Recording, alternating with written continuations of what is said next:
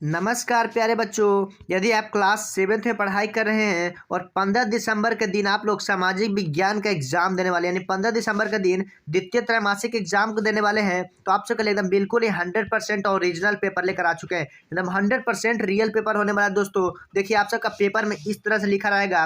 राज्य शिक्षा संघ परीक्षा परिषद बिहार पटना द्वितीय त्रैमासिक परीक्षा मूल्यांकन 2025-2026 का प्रश्न पत्र सा उत्तर पुस्तिका हो जाएगा। देखिए, आपका जो प्रश्न होने वाला है इसी प्रश्न में होने वाला है। आप सबको जो उत्तर भी देना है आप सबको इसी प्रश्न में देना है। तो देखिए, जो इस एग्जाम का सामाजिक विज्ञान का जो एग्जाम होने वाला है उसका पूर्णांक जो हो जाएगा आपका 50 मार्क्स का हो जाएगा। जो समय दिया जाएगा आप सबका 2 घंटे का समय दिया जाएगा। देखिए, इस प्रश्न का सारा जानकारी है जो आप सबको इसी वीडियो में देने वाले हैं। तो इस वीडियो को पूरा एकदम लास्ट तक देखेगा और पूरा देखेगा, क्योंकि आप सबका सारा चीज़ है जो आप सबको इसी वीडियो में बताने वाले हैं। देखिए, सबसे पहले तो आप सबको यहाँ पे दिनांक का ऑप्शन दिया जाएगा, जिसमें दिनांक में आप सबको भर देना है 15 दिसंबर 2025 आप सबको यहाँ पे भर देना है।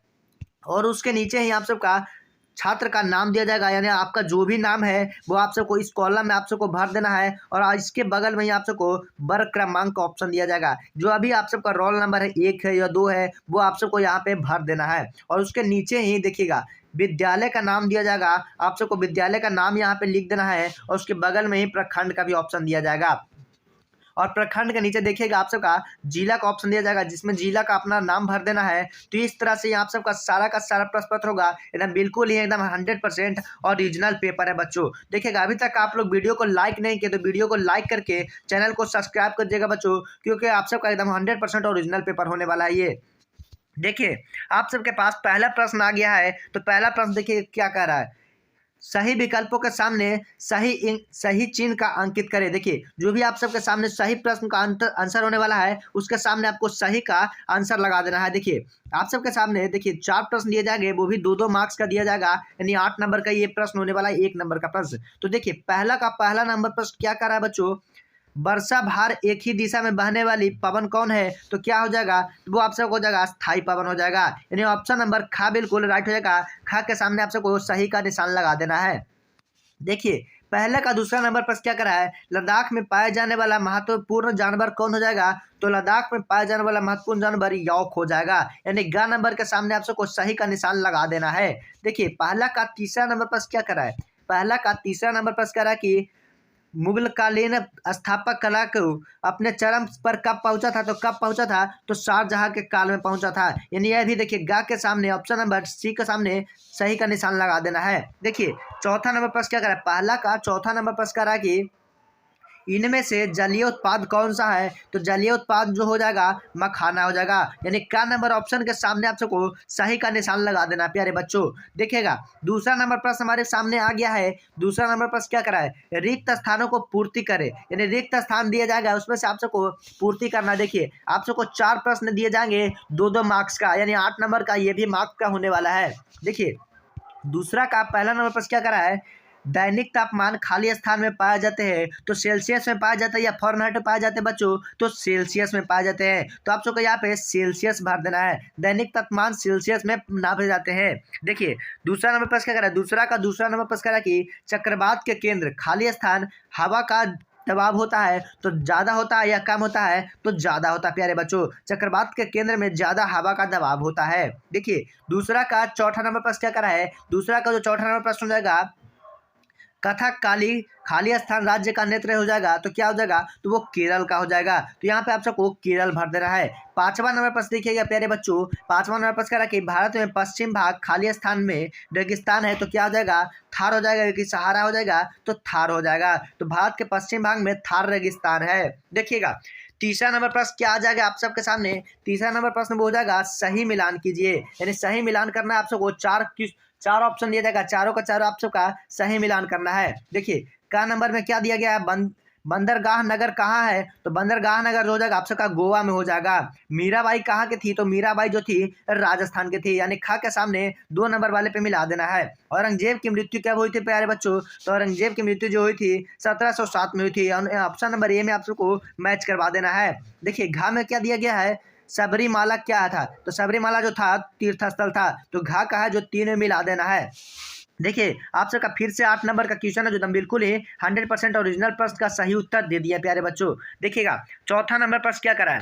चौथा नंबर प्रश्न जो आप सबके सामने आ गया है वो कह रहा है कि निम्न में से किन्हीं 4 प्रश्नों का उत्तर उत्तर दे या दो से अधिक वाक्यों में लिखिए। तो देखिए पहला नंबर चौथा का पहला नंबर प्रश्न क्या करा है। चौथा नंबर पहला नंबर प्रश्न क्या करा है, सूला ए कुल क्या है। सूला ए कुल क्या हो जाएगा, तो देखिएगा आप सबको लिखना है सूला ए कुल अकबर द्वारा चलाया गया नीति तथा जिसका उद्देश्य हिंदू और मुस्लिमों में एकता को सत्यापित करना था। तो सूला ए कुल क्या था, तो बच्चों को लिख देना आपको क्या एक अकबर द्वारा चलाया गया था नीति था जिसमें उद्देश्य था कि हिंदू और मुस्लिम एकता को स्थापित करे। देखिएगा दूसरा नंबर प्रश्न क्या करा, चौथा का दूसरा नंबर प्रश्न करा कि लोकतंत्र में मीडिया का कार्य क्या है। तो लोकतंत्र में मीडिया का कार्य क्या हो जाएगा प्यारे बच्चों, तो लोकतंत्र का एक स्तंभ मीडिया है। लोकतंत्र का चौथा स्तंभ जो हो जाएगा मीडिया हो जाएगा जिसके द्वारा लोकतंत्र में हो रही क्रियाकलापों को जो नागरिकों को बताने का काम किया जाता है। तो आप सबको ये भी लिख देना है, यानी जो आप सबको यहाँ पे लिखा हुआ है वही आप सबको जो क्वेश्चन पेपर में आप सबको मिलेगा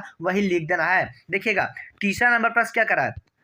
तीसरा नंबर प्रश्न करा कि विज्ञापन से आप क्या समझते हैं। तो विज्ञापन से आप क्या समझते हैं प्यारे बच्चों, तो विज्ञापन किसी भी वस्तु के विषय में बताए जाने के लिए एक उपयोग किया जाता है उसे ही विज्ञापन कहते हैं। देखिएगा आप सबका टीवी उवी पे जो ऐड चलता है उसी को ही हम लोग विज्ञापन कहते हैं। देखिएगा चौथा नंबर प्रश्न क्या करा प्यारे बच्चों, चौथा नंबर प्रश्न करा कि विभिन्न प्रकार के बाजारों का वर्णन करें। तो विभिन्न प्रकार के बाजारों यानी पहला नंबर में आप सबको बाजार कर देना है स्थानीय बाजार, और दूसरा हो जाएगा प्रादेशिक बाजार हो जाएगा, और तीसरा राष्ट्रीय बाजार हो जाएगा, और चौथा जो हो जाएगा आप सबका अंतर्राष्ट्रीय बाजार हो जाएगा। तो ये विभिन्न प्रकार के बाजार होते हैं प्यारे बच्चों। देखिए पांचवा नंबर में क्या कह रहा है, पांचवा नंबर में कह रहा है कि पानीपत के मैदान में होने वाली प्रथम लड़ाई का इतिहास में क्या महत्व है। तो क्या है, देखिए पानीपत की लड़ाई में प्रथम लड़ाई अब 21 अप्रैल 1526 में हुआ था।